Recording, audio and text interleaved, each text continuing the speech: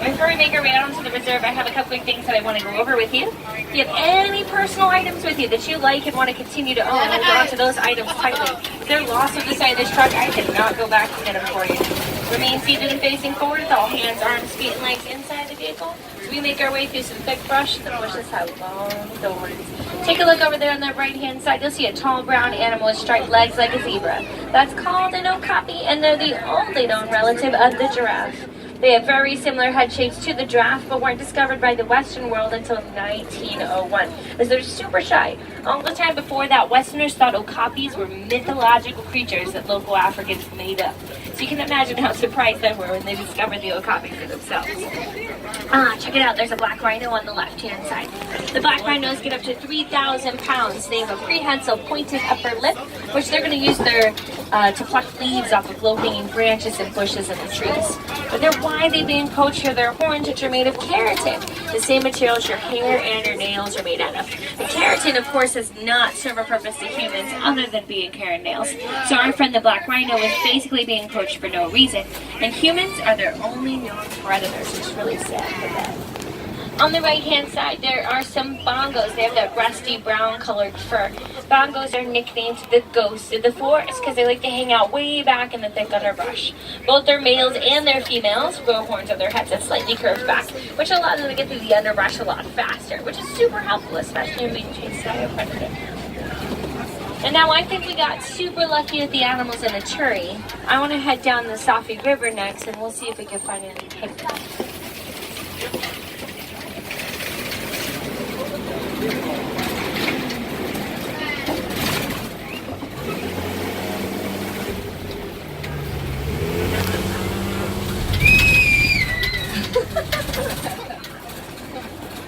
Nile hippopotamus spend a majority of their time underneath the water and can remain submerged for 8 minutes without needing to come up for a breath of air. But hippos don't actually know how to swim because they're heavy. They're basically just walking around on the bottom of the river and coming up to the sides when they're hungry or if it's ever cool enough outside for them to sunbathe. There's one right there. You can't They're herbivores. They like to eat vegetation and even have special molars at the back of their mouth specifically for grinding vegetation with. An 18-inch long incisors in the front of their mouths which they use for self-defense. They're the most dangerous animal in all of Africa. Look. So there's one. The rest of the bloat's kind of down at the end of the river there. We're going to get closer to them though.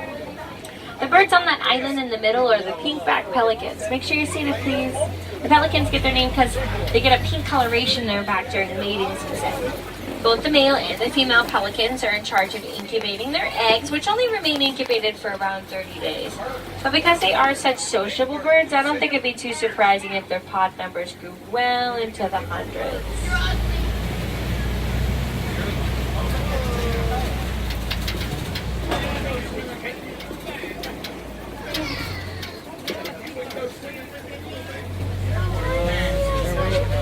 They're waiting for the crocodiles to kick our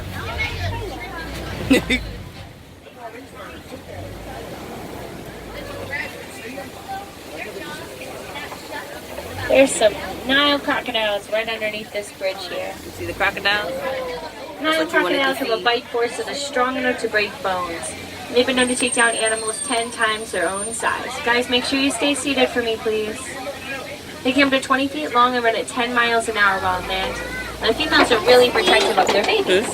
Even help their babies hatch their eggs race off the eggs around their mouths.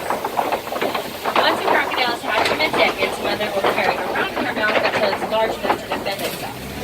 Very often, you can find them just kind of hanging out on the side of the river with their mouths wide open. This is because they're cold-blooded reptiles and can't sweat. So the way they're reducing their body temperature is by releasing small amounts of body heat through a little gland right at the back of their throat. We are getting closer to the grasslands, and I can tell because there's a baobab tree on the right. Baobab trees are also known as upside-down trees because their branches remain leafless for about 9 months out of the year. They're known to store massive amounts of water inside their trunks and have been growing out here in Harambe for over 1,000 years. So we're definitely going to expect to see a lot more of these trees as you make your way through the grasslands. The grasslands are home to a lot of different animals as well. Some of them you'll probably already recognize, like wildebeest and giraffes. So So we'll definitely look out for them. But there's hundreds of different species that will migrate through here all through the day, all throughout the night. It's kind of like a super highway for them. The overlook we're about to go over is actually a really good place to kind of scope out all those animals. So hopefully we'll get a nice view from here.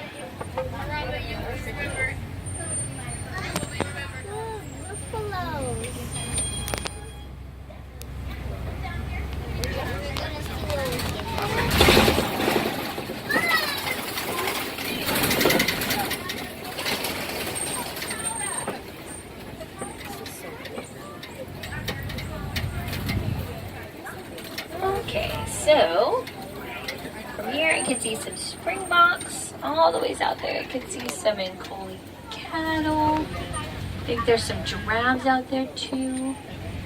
Just got a whole party mix hanging out today. The springboks are these little tan animals to the left of the pile of brush on the right hand side. They're really small. They're only about 3 to 4 feet tall, 80 to 100 pounds.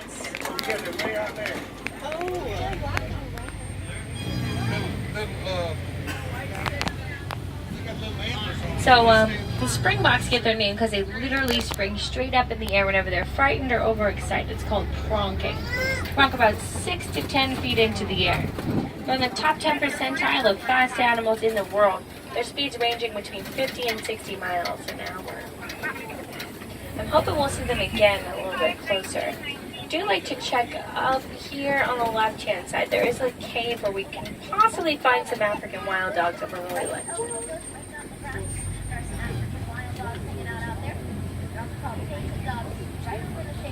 Are there lions, tigers, wolves, tigers?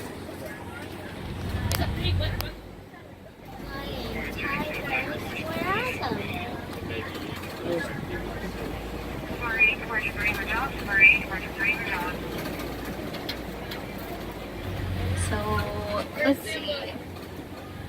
Some African wild dogs are led by one alpha male and one alpha female. The 2 alphas are the only ones that are allowed to breed, but everybody else in their pack is encouraged to raise their babies. Though even the babies are older, they'll be more in tune with each other's body language. It makes them more successful at hunting, even more so than some of the bigger cats. Their favorite way of hunting is by chasing around their prey until their prey is too tired to continue to run and will drop to the ground from exhaustion. They're hanging out behind the cave there. There's some in the tall grass. It's just harder to see them. They have very unique fur pattern that helps them blend in with their ground. These are sable antelopes. They're the official emblem of the Giraffes Wildlife Reserve. The curved back horns are used for sparring and warding off predators.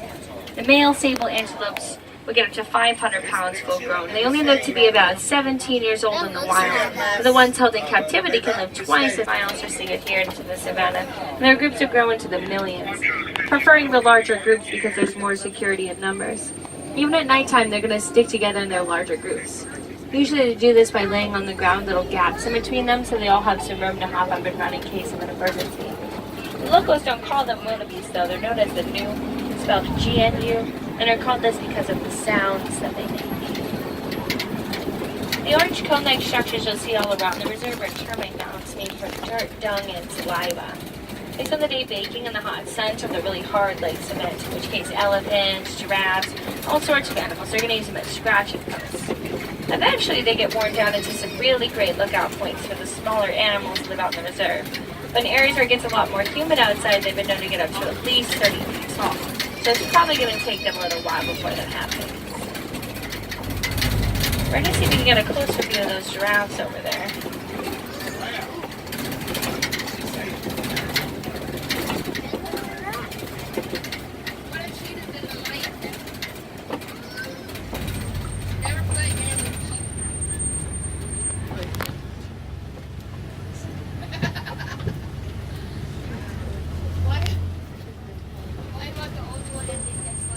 Oh, look at the giraffes.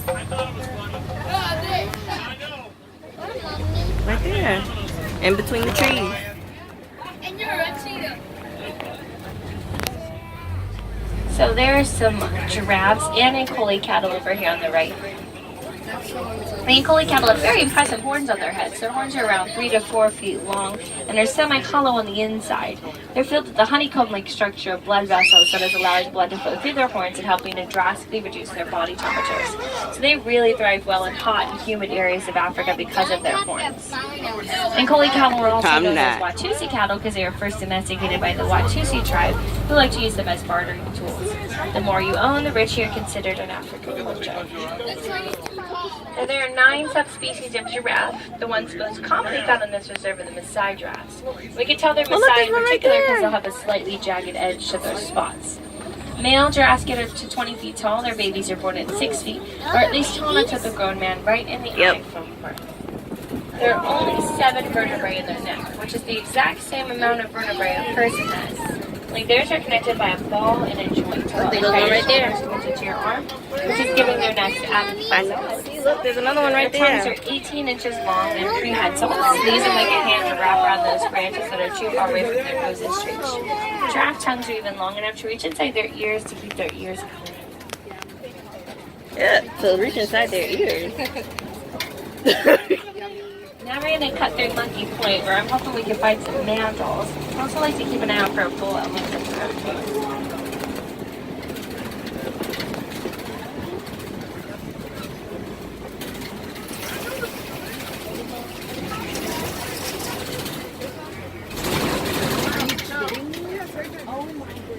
Mantle is the largest species of monkey in the world. Oh, look at the elephant. They spend their days eating things like bugs, fruits, and leaves. They even have special pouches in their cheeks for keeping little snacks really. Looks like they're being pretty shy, but our friend the bull elephant isn't being shy at all. Male elephants are kicked out of their original herd at around the age of 13 to 15. And they either have to hang out solo or join a bachelor herd. There's 2 baby elephants. Those are grown-up elephants. Oh, a grown-up elephant. There's a baby in the back. Is there a little one in the back? Those ones are babies.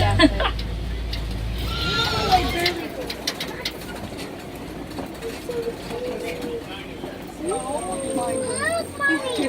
There's a baby one I see. right next to the grown-up one. I see.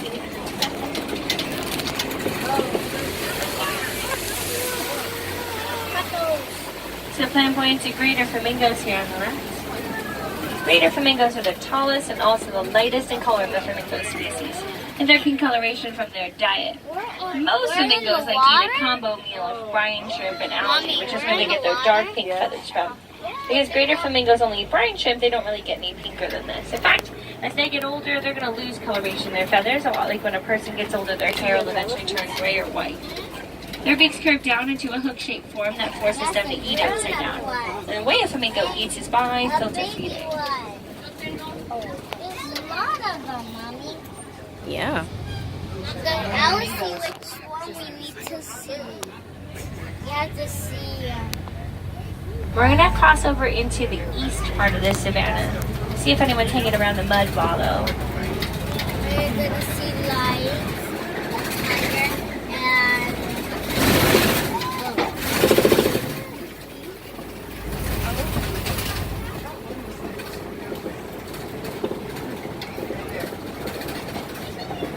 Now, animals like to roll around in mud and have it cake up onto their skin, especially ones that don't have a lot of fur like rhinos and elephants. By splashing around in mud, it keeps them cool, and then mud dries will function like a natural sunblock for them. It's also really good with bug repellent.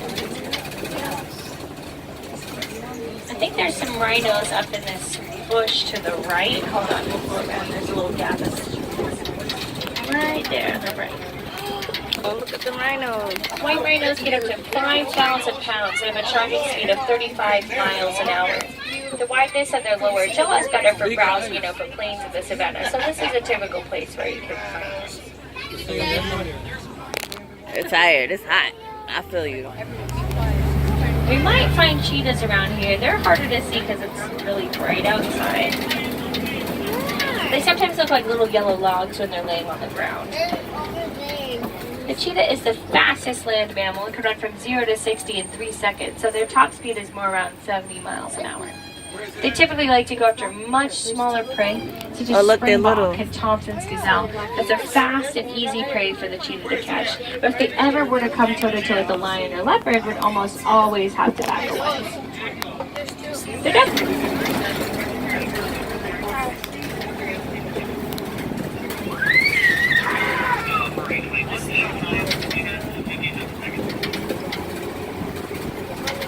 Mommy, now we're gonna see a lion. Maybe.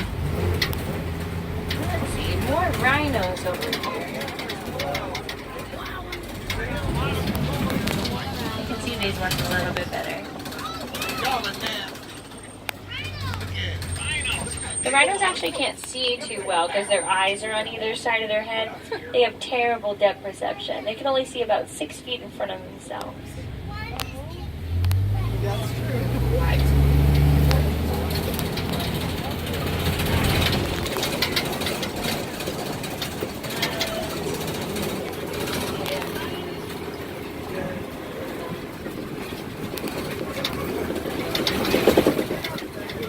Sometimes foreign warthogs. Oh, look at the zebra. Warthogs are related to the domestic pig and have razor-sharp tusks in the front of their mouths. They use their tusks as tools for self-defense. They also make great digging tools to create the burrows in the ground they live in. But a majority of the time, they just steal burrows from other animals because it's easier. These are Grand Zebra. The stripes on a Grand Zebra are all different, just like a fingerprint. That's how they can tell each other apart. They usually hang out in much larger groups. A group of zebras is called a dazzle. The more zebras in the dazzle, the better their camouflage can work for them because they blend in with each other rather than their surroundings. A couple of ostriches up here. Oh, look at the ostrich. These ostriches are girls. We can tell because they have gray feathers. Male ostriches have black feathers. They use them as tools to change directions as they run because they're too big to fly, but can run up to 40 miles an hour. Wow, there they are. That's great, though, Mom. Their heights range between 6 to 9 feet tall. Those are big, Mommy. Yeah. Most birds don't have teeth, so they have to swallow pebbles and rocks, and that's how they will grind up their food when they eat it. And then they regurgitate them later. Bird fact.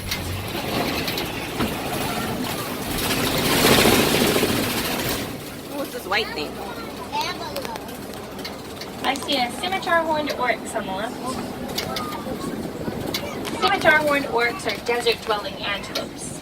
Since they live in the desert, have to acclimate themselves to high temperatures so they don't sweat till they reach 115 degrees. It helps them conserve water. They can also survive without physically drinking any water for 9 months. They get the majority of the water they need from the foods that they consume. There's a couple of yellow-billed storks on the right, too.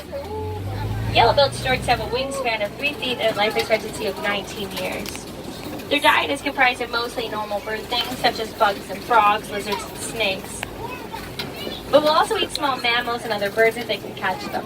They're opportunistic hunters. They can't afford to be picky with their foods. But now we are officially making our way out of the reserve. I hope you guys learned a little bit about the animals along the way. And of course, if you didn't get enough animals, there's still a lot that you can check out on the